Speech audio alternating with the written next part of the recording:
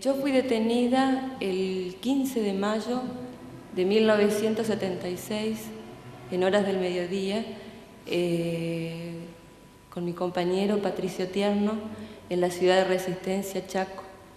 Fue un operativo conjunto, digo así porque participaron soldados y policías de la Brigada de Investigaciones de la provincia del Chaco. Mientras la torturan, la interrogan. Me preguntaban si conocía una lista de nombres, sobre algunas actividades, pero fundamentalmente no me hacen muchas preguntas. Sí, lo que me llamaba la atención que en mi tortura no hay un interrogatorio, digamos, o sea, es una tortura por la tortura, digamos. Difícil entender la brutalidad del golpe, la forma siniestra en que se desencadenó, si uno no entiende lo que había pasado antes. En 1975 participé en una marcha que hubo en repudio al asesinato del que era diputado en ese momento, Rodolfo Ortega Peña, y nos trasladábamos desde el lugar donde se hizo el velatorio hacia el cementerio con unos micros que se habían alquilado. La policía detuvo los micros y bueno, nos llevó presos a todos. La situación de violencia que se planteó en el 73-76, que no se estudia, que no se conoce, que no se... Y realmente yo creo que ese hueco que se ha generado en la historia distorsiona mucho. Un par de meses después salió un comunicado de la AAA donde decía que todos los que habíamos estado en esa marcha, todos los que estuvimos presos ese día, íbamos a ser asesinados. La dictadura fue, a mí me gusta representarla como esa larga noche, esa larga y oscura noche que aparte de significar la abolición de la democracia, tuvo una impronta particular de esta dictadura que fue el aniquilamiento de toda la oposición política y en general de las formas de pensamiento. Fue un proyecto económico que se puso en marcha de forma violenta y por medio del terror. Ser joven, ¿no?, con ciertas características, sobre todo si tenemos alguna presencia universitaria, ya éramos sospechosos, ¿no es cierto?, y teníamos que ser señalados. Esa necesidad, digamos, de infundir del miedo, de aterrorizar, digamos, a la población, yo creo que implicó que mucha gente terminara hasta colaborando, ¿no?, en ese proceso. Lo que necesitaba la dictadura, que era empresario, cívico, eclesiástico, militar, lo que necesitaban era la gente aterrorizada, porque mientras estás en shock, puede pasar lo que sea, que lo vas a terminar aceptando. Recuerdo que era chica y que la historia oficial la película había ganado el Oscar a Mejor Película Extranjera. Y estaba jugando a Dígalo con mímica y estaban mis tíos, del cual uno es la hermana de mi mamá y su marido era mi padrino. Y recuerdo que me puse un repasador en la cabeza y me anudé el pañuelo, emulando un pañuelo, y empecé a jugar con la inocencia que tienen los chicos a Dígalo con mímica. Entonces mi papá me agarra y me dice, vení para acá. Me dijo, eso no. Entonces yo pregunté qué era lo que había hecho mal. Pero yo digo que toda persona que vivía en ese momento en la Argentina, desde los recién nacidos, o las personas por nacer si quieren, hasta los viejos, que vivimos hoy, yo considero que somos sobrevivientes. Porque si bien a mí no me mataron, no me pegaron ningún tiro, tuve 2 entradas en la policía por averiguación de antecedentes, que era lo habitual para tener a la gente disciplinada y miedosa. Yo tengo mi orden de captura el 12 de marzo del 76, o sea, unos días antes del golpe. Y ahí me enteré que tenía un primo que hoy tendría la edad de mi mamá, Juan Carlos, que había desaparecido con su esposa, Silvia. Tenían los dos 20 años, estaban estudiando, como todos los fueguinos que nos venimos a estudiar al norte, estaba estudiando medicina en la Universidad de La Plata y estaban esperando un bebé, se habían casado. Un amigo muy querido que vivía en la avenida Las Heras estaba haciendo la conscripción, todavía existía, como en la Marina, en Bahía Blanca, y él era un militante peronista. Y bueno, lo fueron a buscar a la casa en uno de los francos y se lo llevaron de los pelos delante de toda la familia, como bueno, tantos casos otros, y se lo llevaron y nunca más se supo de él. ¿Por qué no tomaba detenidos y aplicaba la pena de muerte, por ejemplo?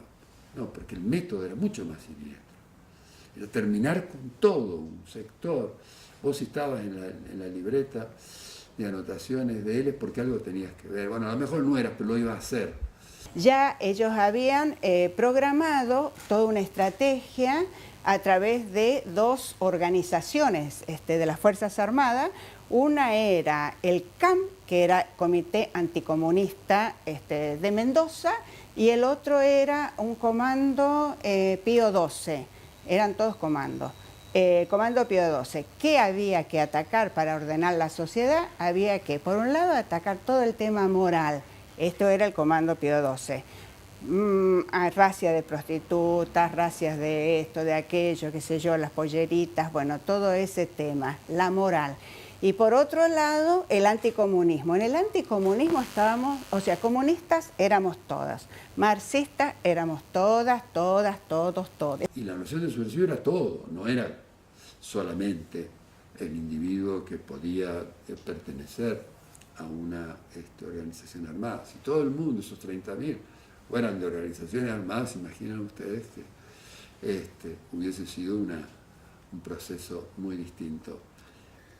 Primero fue muy choqueante, en tanto violento, si se quiere. Esto incluyó un par de allanamientos muy violentos en mi casa, y no entender qué pasaba. Y lo que al principio nosotros entendíamos, creímos que era una tragedia familiar, vimos después, al poquito andar, al poquito que las madres sobre todo se empiezan a reunir, que en realidad se trata de una tragedia mucho más generalizada y que había muchos Jorge en esa situación.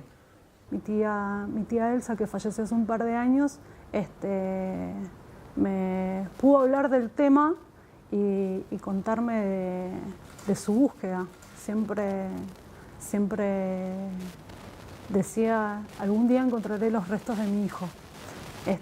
Los encontró, finalmente los identificaron a los dos y emprendió su nueva lucha, que era básicamente que le devolvieran los restos de Juan Carlos. Y bueno, se murió hace muy poquito sin saber de su nieto o de su nieta. Cuando la metodología tiene como propósito central, como engranaje infernal, el desconocimiento y la desaparición de la persona, ahí la situación es profundamente más compleja y más traumática. Nosotros tenemos decenas de amigos que pasaron por los campos de concentración, fueron torturados, algunas mujeres que fueron violadas. Muchos de ellos no aparecieron nunca más. Recuerdo el Mundial del 78, que estábamos todos gritando ¡Viva Argentina! Y después nos enteramos que por lo menos el equipo de Perú lo fueron a amedrentar en el entretiempo, ¿no? Como si mejor que se dejen ganar. Y mientras pasaba eso, a 20 cuadras está la ESMA. En el año 76, el 10 de diciembre del 76, desapareció mi hermana. Según testigos o testimonios de alguien que la vio, es que habría estado como unos 15 días en la Escuela Mecánica de la Armada, después fue trasladada, o sea, los aviones de la muerte. Estuvimos exiliados en Barcelona casi 4 años, donde nos pasó algunas de las mejores cosas de nuestra vida, como ser que ahí nacieron mis 2 hijas, que siempre hablamos con mi mujer. Yo no sé si acá, en plena dictadura, hubiéramos tenido hijos, ¿no? Creo que no nos hubiéramos animado. Yo tenía marido y con una pequeña y un pequeño. Muy bien, salir a una clandestinidad, a un caminar de casa en casa, de lugar en lugar, por el país primero, hasta que en el 78 pudimos salir al exilio. Pero primero un impedimento para ejercer la ciudadanía, digamos, una pérdida de la identidad, imposibilidad de trabajar, imposibilidad de mandar a los chicos a la escuela, o sea, de una crueldad, digamos, que realmente poco, es difícil imaginarse cómo se puede vivir así sin haberlo vivido. Pero eso no sucedió solamente aquí, sucedió también en Chile, sucedió también en Uruguay, sucedió también en Brasil, el famoso Plan Cóndor. Yo tengo amigos chilenos que durante la época de Salvador Allende tuvieron una figuración en la música de un grupo muy conocido, que, el primer director que tuvo ese grupo fue Víctor Jara. Y más allá del dolor que causó la muerte de Víctor, ellos estaban en gira cuando sucedió el golpe y comprendieron que no podían volver.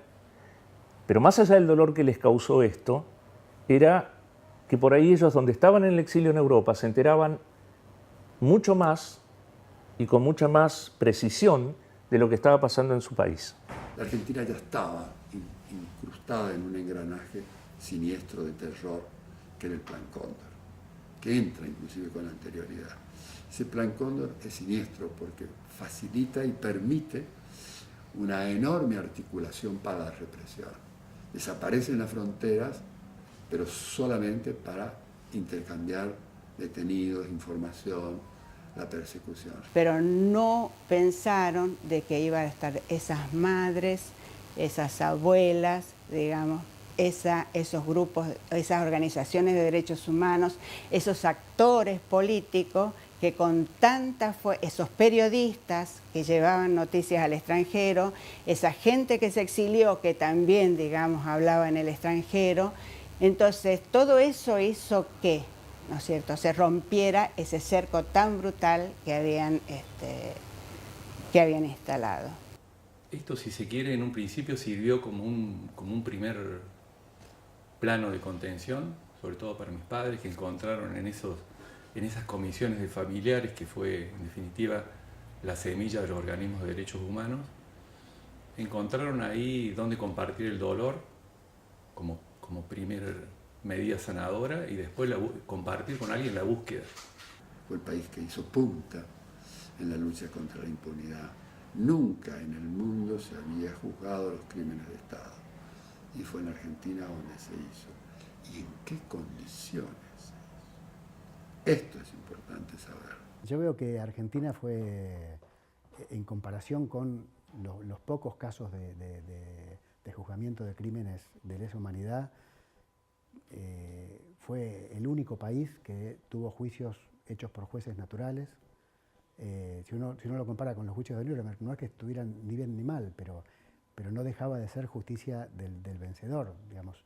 No eran jueces naturales, eran jueces de los países aliados, eran jueces de Estados Unidos, de Inglaterra, pero incluso si te pones a mirar un poco más fino, el Holocausto se habla de 6 millones de víctimas, y los juzgados en los juicios de Nuremberg y los de Nuremberg posteriores fueron alrededor de 6.000, y en Argentina vamos por creo que 1.000 condenas y 1.500 entre condenados no firmes. Y, digamos, si vos lo mirás proporcionalmente, el trabajo que se hizo y hecho por los mismos jueces y con muchísimos menos recursos, es un trabajo muy fuerte. En verdad la dictadura en sí mismo no puede dejarme nada que sea bueno ni positivo. Yo quisiera que nunca más se repita este proceso, esta idea de querer cercenar la idea de los demás, así sea matándolos con tal de que me dejen tranquila y haga el plan económico que yo quiero, porque en realidad ese era el objetivo. Yo creo que lo que deja estos años, estos 7 terribles años de dictadura militar, y si quieren, desde el 30 en adelante, los sucesivos golpes de Estado, es un desapego a la cosa pública. La gente, lo que han intentado es que la gente se desapegue de la cosa pública, que lo manejen otros, por un lado. Por otro lado es el individualismo, que también viene un poco desde los Estados Unidos, de la década del 60-70, aquello, yo y mi circunstancia, el de al lado no me importa.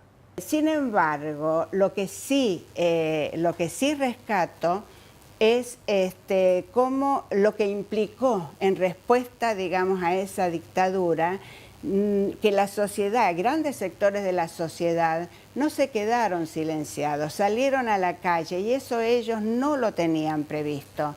Las abuelas, las madres son, digamos, el ejemplo más emblemático que tenemos. El ejemplo más emblemático porque fue un movimiento además de mujeres, hoy realmente también rescatado por el mismo movimiento feminista. Y es muy importante entender también que el único remedio fue la justicia y la democracia. Esta conclusión es la mejor conclusión para que no haya más dictaduras. No fue fusilándolos, no fue en un derramamiento de sangre, no fue en personas que pusieron bomba a los genocidas, fue con el juicio, fue con la ley, fue con la... Y para eso, perdónenme que yo insista tanto, había que ser rabiosamente democrático. Para creer en un país como Argentina, con las características que tenía, de dónde veníamos, con las dictaduras vecinas, que era posible aplicar ese remedio. Único, por primera vez, pero dio resultado. Hoy somos otro país. El tema de los derechos humanos está muy subestimado actualmente desde el punto de vista gubernamental, como lo demostró propiamente el 2x1 que hablamos hace un rato, cuando le querían considerar 2 años de prisión por cada uno cumplido a los genocidas. También está subestimado cuando hay algunos funcionarios que dudan de que hayan sido 30.000 los desaparecidos. Porque además hizo una cosa que no hizo nadie en el mundo. Porque inclusive cuando uno estudia bien el fenómeno dentro del nazismo, etc., va a ver que el robo de niños, el secuestro de los niños, la apropiación de niños, el cambio de identidad, eso es único nuestro. Y esto explica por qué nosotros por varias generaciones vamos a tener el tema de los niños, de las personas desaparecidas. Yo creo que eso hace que la lucha por la memoria, la verdad y la justicia hoy sea más imprescindible que nunca para evitar que la población termine en algún momento olvidando los que fueron estos años de plomo, como le llaman algunos, donde tanta gente sufrió todo tipo de violaciones a su intimidad, de asesinatos, de torturas. Creo que esto no lo tenemos que olvidar nunca.